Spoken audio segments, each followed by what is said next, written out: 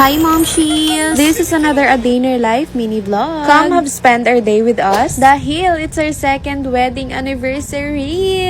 Super excited nga namin dito, hindi lang halata. Dahil bago kami umalis dito is naiwan ko pa yung carrier ni baby. Kaya naman hindi na maipinta yung mukha ni daddy dito. Pero hindi pwedeng malungkot tayo this day dahil lang naiwan natin yung carrier. Bawi na lang tayo ulit next time. Sasakit nga lang talaga yung katawan ni daddy ni dito for today's video. Para na tayo nagra-rap sa sobrang bilis natin magsalita. Okay, babagal-bagalan lang natin. So, this time is hindi namin alam kung saan kami kakain. And finally, sa dinami-dami namin restaurants na nadaanan, dito nga yung napili namin sa 2121. I'm not sure if I pronounce it right, but correct me if I'm wrong. Saturday nga kami dito nagpunta, and Saturday din, tumapat yung wedding anniversary namin ni Daddy. And I'm so grateful dahil wala masyadong pila. Dahil kadalasan talaga sa mga ganitong klase fine dining restaurants, sobrang haba talaga ng pila as in. Actually, hindi talaga namin dito planadong kumain. Gustong-gusto ko talaga sa Vikings or sa Dad's. Pero grabe, sobrang haba talaga ng pila and need talaga ng reservation. And yung sa Vikings naman is 5:30 PM pa siya mag-open. And nakarating kami dito ng 4 PM pa lang, sobrang aga pa namin. Hindi na nga makapag-antay si Daddy ni ng ganung katagal na oras. Yes, matagal na sa kanya yun, grabe. So, naghanap na lang kami ng alternative restaurant na pwede namin kainan dahil sobrang gutom na nga niya. And sinabi ko sa kanya na gusto kong itry yung mga hindi pa namin natitikma. Ang sinasuggest nga niya nung una, isalugang nga kami kumain. Pero nag-decline ako dahil ilang beses na nga kaming nakakakain doon na para bang hindi siya nagsasawa. Nakakabisado ko na nga yung mga food menu nila doon. Sa sobrang gustong binabalikan ng Diyosawa ko doon. Yes, masarap naman talaga siya, not gonna lie. Pero dahil gusto ko nga makataste ng something new, we end up here. Look at my baby, sobrang cute. My Shayla. Charot. Sobrang cute talaga nito ni Baby Lou. As in, parang binalik lang sa amin si baby mo. Look at him, grabe. Sobrang bilis ng panahon. 4 months pa lang siya dito. Pero nakakaupo na siya and nakakaya na niyang buhatin yung sarili niya. Nakaka-excite talaga magpakain ng baby. As in. Super excited ko talaga, pero hindi. Bawal dahil 6 months sakto namin siya pakakainin. And I'm looking forward for that so much. Nakikinita-kinita ko na nga yung mangyayari sa amin sa pagpapakain namin sa kanya. And look at that food, sobrang sarap. Ang cute pala dito ni baby pag nasa high chair na siya. So, nabore yung nga si baby dito sa high chair niya. Kaya naman nagpabuhat na siya sa daddy niya. And look at that ambience, sobrang ganda.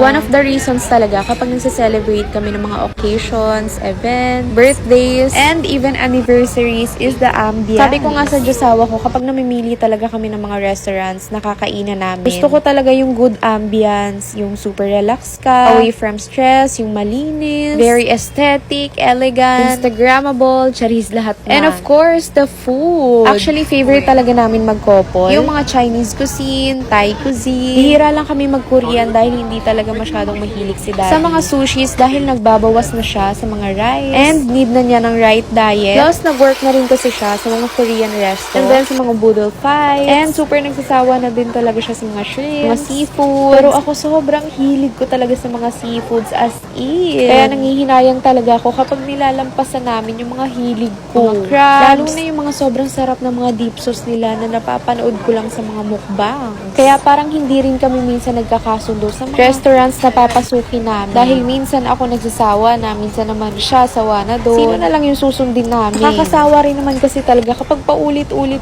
mo nang kinakain. Pero of course, maging grateful dapat tayo everyday. Dahil may nakakain tayo and sobrang sasarap ng mga kinakain natin. Kaya naman, thank you Lord. Sa everyday foods like this, sobrang sarap talaga. Finally, nagkasundo nga kami sa food na kakainin namin like this. Yung garlic fried rice nila with shrimp. Na sobrang sarap, grabe. Kung pwede ko lang ipatikim sa inyo via screen. Why not, diba? Papatagusin ko talaga dito sa screen. Plus, yung chicken nila, grabe ka crispy. Si Daddy nga muna yung naghawa kay Baby Lon dito. Para makakain naman ako ng maayos kahit minsan lang. Actually, nakakakain naman talaga ako ng maayos kahit sa bahay. Dahil super responsible ng Diyosawa ko. As pag kumakain nga kami sa bahay, either ako yung nauuna talaga or siya. Bihira lang din talaga kami makapagsabay. Pero pag tungtong talaga ni Baby ng 4 months grabe rin talaga yung improvement ng transitions namin. And thanks God, nakakapagsabay na kami kumain like this. Here nga is nagpapababa na lang ng kinain si Daddy. And ready to fight na naman siya. Hindi nga niya makuha ng maayos tong dimsum. Kaya naman kinamay na lang niya. Gagawan ko na nga lang ng separate video tong vlog namin dahil sobrang nakakatawa talaga. Kinat ko na lang dito para sabay-sabay na lang tayong manood sa next vlog. Hindi pa rin talaga ako makarecover dito sa dessert na almond sherbet. Naalala ko nga dito yung nag-viral. Si Chris Brown from Manila. Grabe. Hindi ko pa natitikman yung sherbet niya pero feeling ko same lang din sila ng sherbet sorbet na nandito. Ang kinaibahan lang is may almond to sa ibabaw. Napansin ko rin pala every time na kumakain kami sa labas, pag pumapasok kami na konti pa lang yung mga customers nila, for a few minutes or 5 minutes, bigla talagang dumadami. First, hindi ko alam kung bakit. Nagsimula talaga ako nung buntis pa ako nito kay baby mo. And until now, nangyayari pa rin talaga siya. They call it nga na people magnet which is good naman, and I think we're lucky to have a business. And after namin sa resto, nag-breastfeeding lang kami sandali. And dumiretso na kami dito sa Chapel of the Eucharist Lord. Ito lang yan sa top ng Mega Mall. Bless us in our life and our wedding anniversary. And of course, for our future family na rin. Grateful nga kami dahil nakakapag-celebrate kami ng mga ganitong klaseng events and occasions in our life. Na magkakasama kami and complete family. And of course, hindi na mawawala sa puso namin si Baby Moon. Alam naman namin na happy na si Baby Moon, kaya naman happy na rin kami dito. Kasama ang Rainbow Baby namin. Kaya naman, see you on our next vlog. Bye!